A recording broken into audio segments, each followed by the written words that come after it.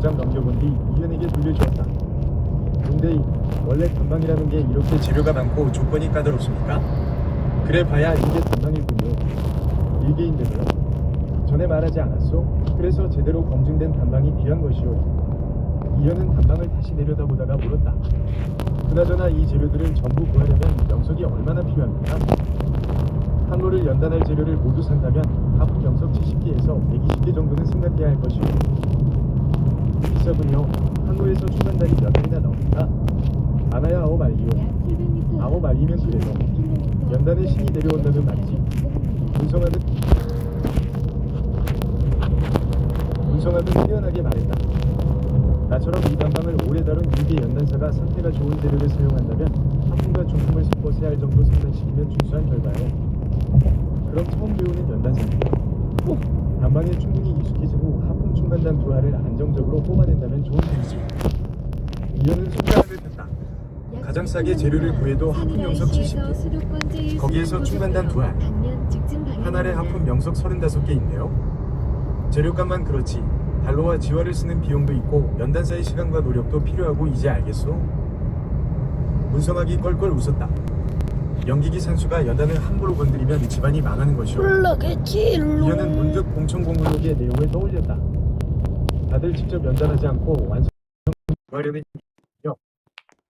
사서 먹는 이유가 있다니까. 세상에 괜히 전문 분야가 있고 직업이 있겠소? 확실히 그렇군요.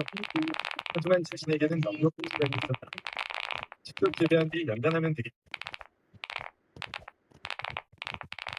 재배한 뒤 연단하면 되겠지. 이현이 다시 단방을 살피다가 물었다. 그런데 여기는 양력 50년에서 70년짜리 중령삼을 쓰라고 되어 있지 않습니까? 그렇죠. 몇 년쯤 된 걸 쓰면 더 좋은 중간단이 있습니다. 이론상 가능하오. 하지만 단방을 다시 추가해야 하지. 양령이 달라지면 양력뿐 아니라 정년했을 때 약성이 풀려나오는 속도와 성질도 달라집니다. 그러면 100년쯤 된 충령삼을 절반만 넣으면 안 됩니까? 총 양력은 비슷하게 맞출 수 있겠지만 다른 약재와 조화되는 속도는 맞지 않소. 충령삼 하나를 바꾸면 반메타와 화이트의 양부터 다른 약재를 넣는 시점까지 줄줄이 숨봐야 하지. 적힌 그대로 만드는 게 최선이겠군요. 그렇소. 그뒤 이현은 문성학이 실제 충간단을 연단하는 모습을 옆에서 참관하며 여러 가지를 배웠다. 문성학이 약재를 정렬할 때마다 색과 향, 약성이 변하는 시점을 하나하나 짚어주었다. 이현은 그 모습을 보며 단방에 적힌 글과 실제 약재의 변화를 비교했다.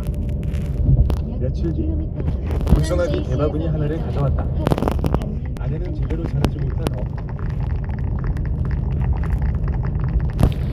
안에는 제대로 자라지 못한 어린 충령삼과 관맥과 작은 박쥐와 잘라낸 비원 등 줄기가 뒤섞여 있었다. 이것들을 사용해서 연습해보시오. 양령이 부족한데도 괜찮습니까? 충간단을 완성하라는 게 아니오. 재료를 정렬하고 조화시키는 감각을 익히라는 거요. 제대로 된 재료로 연습하기엔 너무 비싸니까. 이현은 충령삼 한 뿌리를 집었다. 잔뿌리 몇 개가 잘려있었다. 왼쪽에는 멀쩡하게 붙어있었다. 이런 것도 왕실 영전에서 가져오는 겁니까? 한테가 더 어렵는데? 성장이 늦거나 뿌리가 상한 것들을 솎아낸 것이지 계속 두려운 자리와 연기만 차지하니까. 이현은 바구니 안에 다른 약재들도 살폈다. 기원등에는 살아있는 눈이 남아있었고 관메카에는 뿌리가, 어린 우맥지에는 썩은 영목에 붙은 균사가 그대로 남아있었다. 잘만 씹으면 살아남는 것도 있겠는데. 이현의 시선이 바구니 안을 천천히 훑었다. 연습하고 남은 것은 몇 개 가져가도 될까요? 그걸 어디에 쓰려고? 직접 길러보면 약재의 성장 과정과 약성 변화를 익히는데 도움이 될 것 같아서요. 뭐 상관없지. 어차피 버릴 것이었으니까. 감사합니다. 그뒤 이현은 희귀 약재로 정렬과 조화 과정을 반복해서 연습했다. 수업 때마다 상태가 괜찮은 희귀 약재를 조금씩 챙기다 보니 어느새 중간단에 들어가는 영식의 조각도 모두 손에 들어왔다. 다만 정령석이는 영식이 아닌 광물성 영익이어서 나중에 방치해서 따로 구해야 할 듯했다. 한 달 뒤 이현은 문성학에게서 충간단에 관해 배울 수 있는 내용을 대부분 배웠다. 단방에 적힌 양령에 맞는 재료로 충간단을 직접 만들어보지는 못했지만 문성학은 이제 이현이 상태가 좋은 재료만 있다면 하품 충간단을 생산할 수 있는 수준에 이르렀다고 판단했다. 그동안 감사했습니다. 슬슬 은퇴국을 떠날 생각입니다. 이건 제 자배선입니다. 이현이 저물대에서 큼직한 생밀도 2개를 꺼냈다. 달콤하고 시원한 향기가 퍼졌다. 영과요? 성밀도라고 하더군요. 맛이 괜찮습니다. 성밀도 처음 듣는 이름인데 문성학은 과일을 한동안 살펴보다가 한입 베어 물었다. 화삭, 그의 눈썹이 위로 올라갔다. 달기는 꿀처럼 단데 속은 얼음장처럼 시원하군. 며칠 동안 단어 앞에 앉아 있어서 그런가 가슴에 묵은 허리가 싹 내려가는 기분이요. 이런 영과를 어디서 뵀소? 오래전에 어느 방시에서 우연히 구했습니다. 나중에 다시 찾아갔지만 오래전에 어느 방시에서 우연히 구했습니다. 나중에 다시 찾아갔지만 판매자는 이미 떠난 뒤더군요. 아깝군. 문성학은 남은 성밀도 하나를 저물 때에 넣었다. 이건 아껴 먹어야겠어. 공천감 진버번. 이현은 바닥에 놓인 9개의 붉은 진석과 그 위에 놓인 청동단로를 바라보고 있었다. 지화동의 연단실마다 배치되어 있던 공천감의 단로와 지화진이었다. 고와 주전부가 거기에 맞춰서 쓰는 단로요. 굳이 따지면 일개 하루 뽑기와 진법에 불과한 것인데 정말 이걸 공문으로 사려는 것이오. 나야 좋지만 공천감에서 일하면 어차피 지화동을 쓸 테니 굳이 살 필요는 없는데. 개인적으로 연단 연습을 할 때 쓰려고 합니다. 지화가 있는 곳은 나중에 따로 알아볼 생각이고요. 나중에 도로 불러달라고 하지 마시오.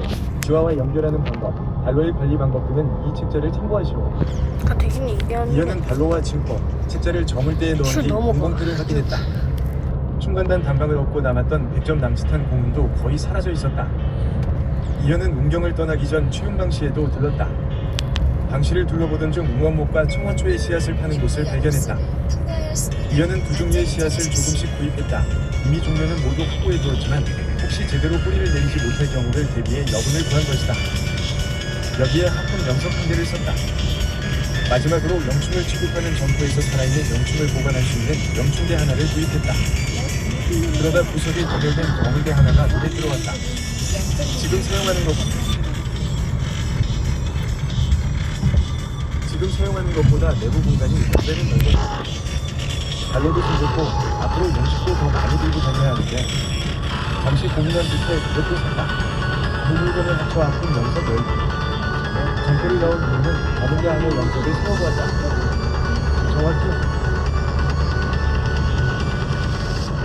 정확히 하품 영석 12개가 남아있었다. 돈 조만간 영석을 벌긴 해야겠군. 사흘 뒤 윤택구 광교. 이현은 오랜만에 이정기를 만났다. 70년 전에는 군자를 쓴 젊은 왕세자였지만 지금 그의 머리 위에는 고관계 왕관이 놓여있었다. 그 사이 선왕이 승하였고 이정기가 왕위를 이어받았다. 짙은 구름슈터 갈래? 네? 한타 따라 구름슈터 갈래? 네. 네, 7kg? 세상보다 잘 어울리던 이정기의 젊은 얼굴에는 어느새 누가의 주름과 짧게 다듬은 수염이 생겼다. 예전에도 가벼운 인상은 아니었지만 그는 하나라의 뒷감답게 훨씬 뚱뚱한 분위기가 느껴졌다. 벌써 몇 번째로 붙잡는지 모르겠군. 정말 가시는군요. 예. 공목을 2배로 올려주겠다고 해도 싫다. 왕실 영전의 일부를 빌려주겠다고 해도 싫다. 청년결혼보다 훨씬 좋은 곳을 하나 통째로 내주겠다고 해도 싫다.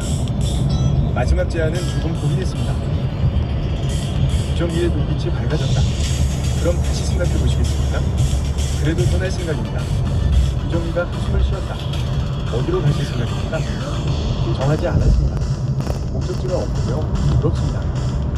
이정기가 차를 한 모금 마셨다. 나는 하루만 목적 없이 돌아다녀도 선수들이 찌들어올 텐데. 잠시 뒤 이정기가 말했다. 다시 뵐 수 있겠습니까? 글쎄요. 문득 300년도 더 전에 문경의 시장에서 만났던 장면이 떠올랐다. 얼마 전에 보니 그와 닮은 후순위 같은 자리에서 술을 팔고 있었다. 이현은 땅굴에 잠시 틀어박혔다 나온 것 정신 좀 차려라, 이 이 세상에서 내부야. 사라진 뒤였다. 알고 있던 사실이 새삼스럽게 마음에 와닿았다. 앞으로도 이런 일은 계속될 것이다. 자신이 사람을 만나고 잠시 다른 곳을 다녀오던 그 사람은 늙어 있거나 죽어 있을 것이다. 수백 년을 땅굴에서 혼자 보낼 때는 전혀 생각할 필요가 없었던 문제였다. 이현은 판단을 내려놓았다. 그렇다고 사람을 만나지 않을 이유는 없었다. 그들이 언젠가 사라진다고 해서 함께 보낸 세월까지 없어진 건 아니었다. 이현은 자리에서 일어났다. 이제 가보겠습니다. 끝까지 붙잡아도 소용없겠죠? 그렇습니다. 그럼 더 붙잡지 않겠습니다. 이정기가 두 손을 모았다. 그동안 우리 집을 도와주셔서 아니! 며칠 뒤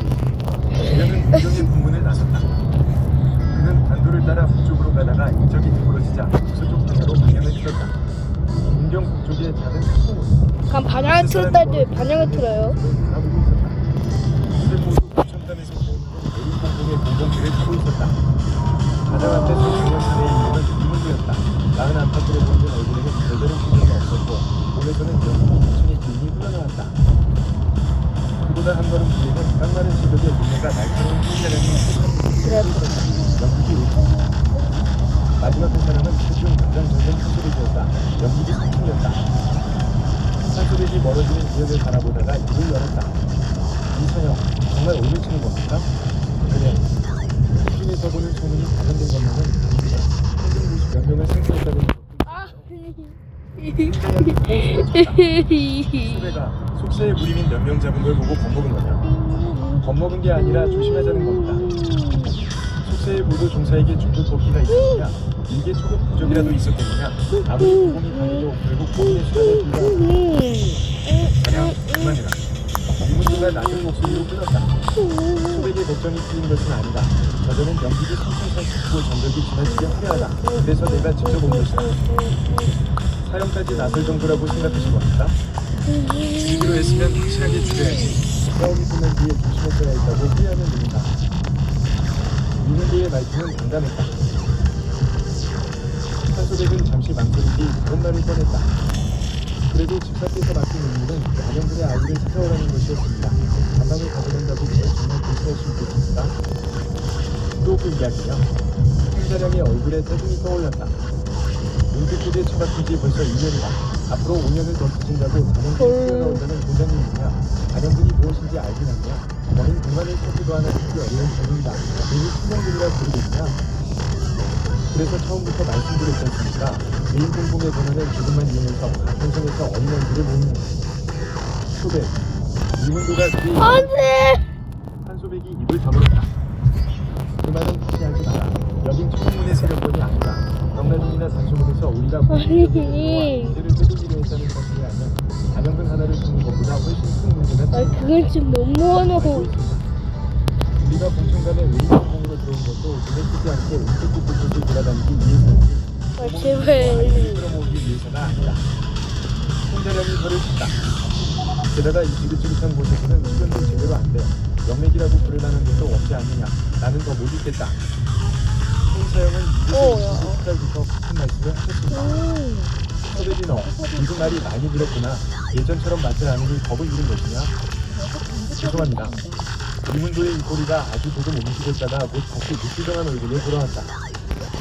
그 단반이라면 어떻게든 동영된 제재를 기대해 오라는 임무를 제시할 만한 성과는 될 것이다. 한소백이 물었다. 우리 종목에서 대전단이 있지 않습니까?